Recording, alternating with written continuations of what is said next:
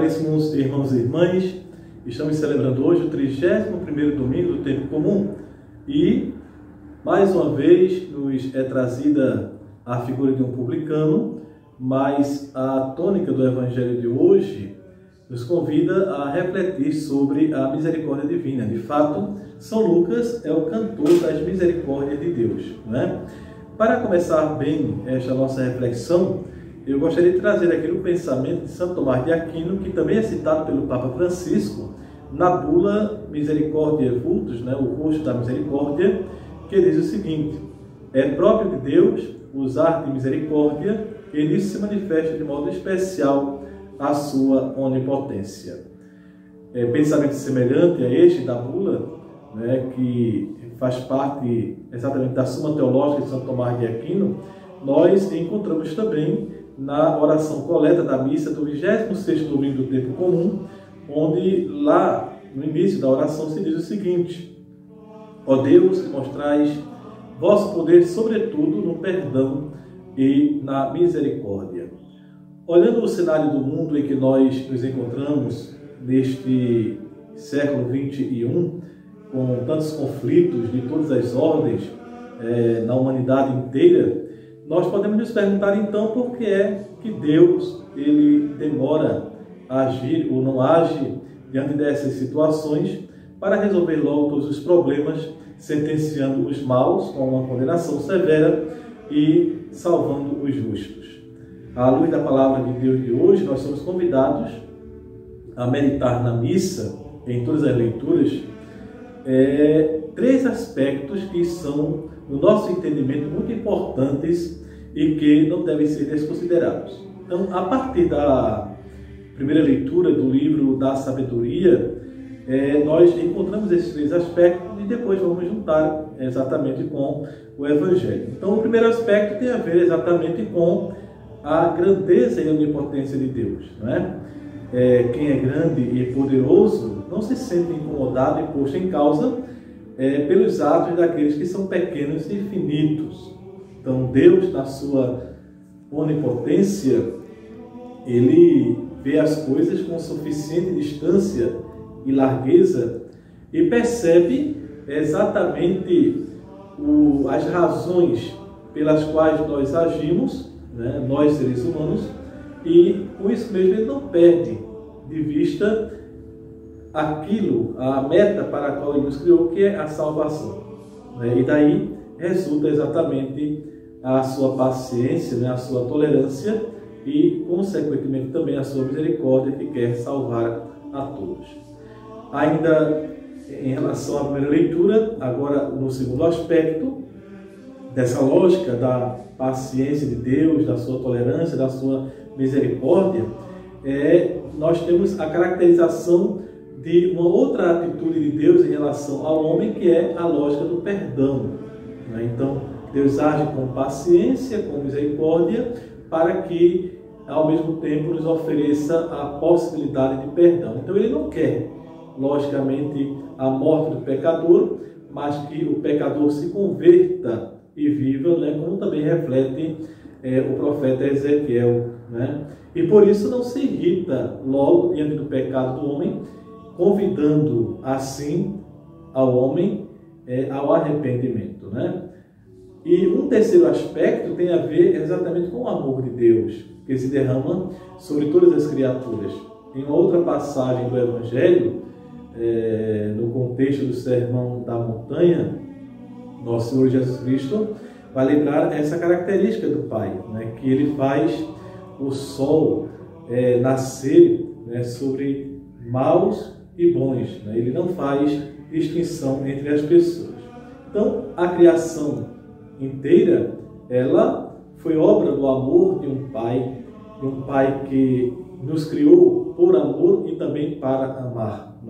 E esse Pai ama todos os seus filhos, sem distinção. Ele é o Senhor que ama a vida.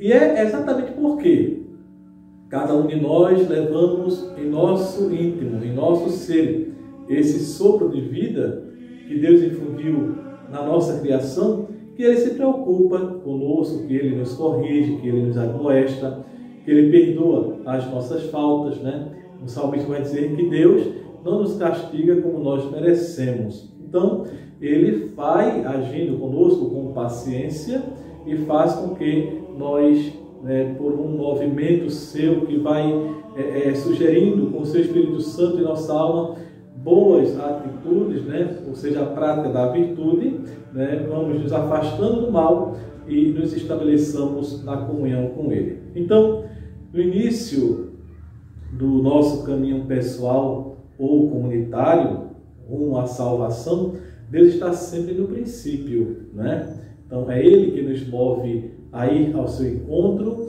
é Ele que nos move a acolher o seu perdão. Mas também Ele está no meio e está no fim. E é preciso, então, reconhecer que é Ele quem está por trás de todo o chamamento que nos foi feito, que é Ele quem anima e dá forças ao longo da caminhada, que é Ele quem nos espera no final do caminho para nos dar a vida plena. Então, feito este pano de fundo, que nos prepara o terreno para o Evangelho, a gente compreende exatamente no Evangelho de hoje, onde nos apresenta novamente São Lucas a figura do publicano.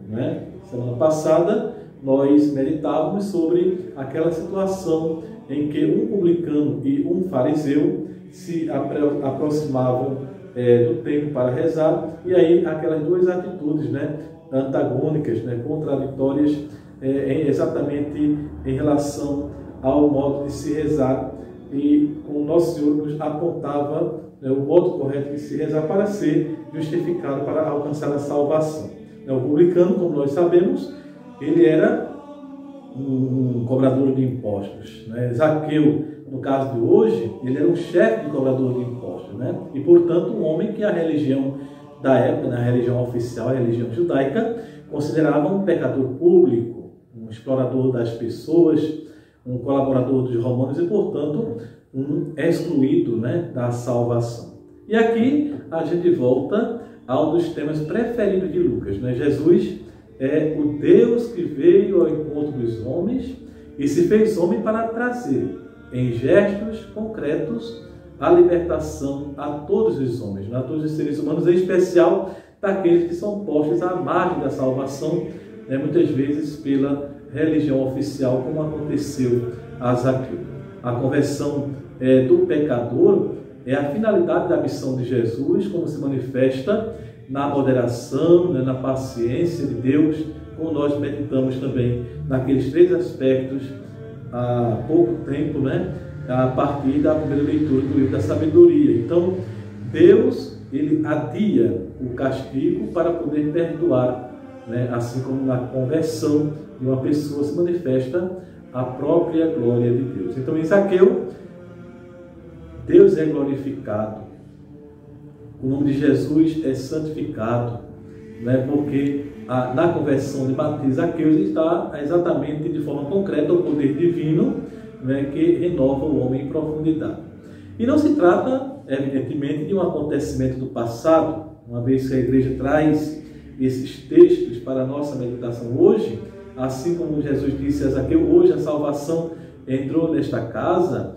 Essa palavra e essa salvação de Deus também é renovada e atualizada para nós hoje, nosso aqui e agora, sobretudo pela nossa participação na celebração eucarística. Então, nós somos convidados a participar e a experimentar esta conversão que nos é feita, proposta pelo próprio Deus, a partir da sua compaixão e da sua misericórdia que nos são oferecidas. E aí, para finalizar esta nossa reflexão, eu trago aqui umas palavras belíssimas do Papa Emérito Bento XVI, que diz o seguinte, refletindo a respeito deste Evangelho, em uma de suas homilias durante seu pontificado. Diz ele: Deus não exclui ninguém, nem pobres, nem ricos. Deus não se deixa condicionar pelos nossos preconceitos humanos, mas vê cada um de nós uma alma para salvar e é atraído especialmente por aqueles que são julgados, perdidos e se consideram eles mesmos tais. Jesus Cristo, encarnação de Deus, demonstrou esta imensa misericórdia que nada tira a gravidade do pecado, mas visa sempre salvar o pecador, a oferecer-lhe a possibilidade da remissão, de recomeçar do início e de se converter. Peçamos então ao Senhor, pela intercessão da Mãe de Misericórdia, que nos conceda a graça de sempre experimentarmos o seu amor em nossa vida e realizarmos assim o caminho de volta ao Pai. Abençoe-me Deus Todo-Poderoso, Pai, Filho e Espírito Santo. Amém.